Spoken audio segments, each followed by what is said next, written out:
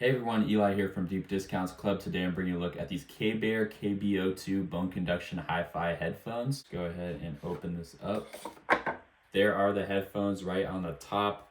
As you can see, it's got the super nice blue purple polished design. We've got a box here. Inside that box we have some small, medium, large clear ear tips.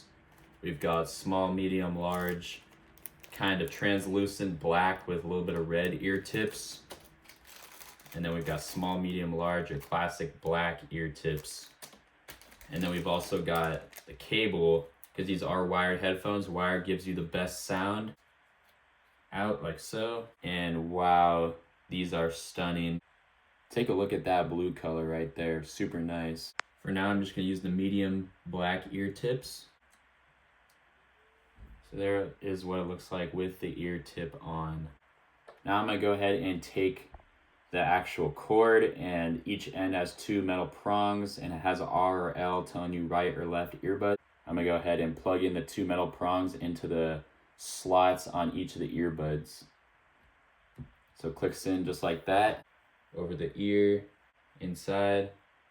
Medium fits me perfectly. Right now I can barely hear any outside noise, so these do a great job at noise cancellation.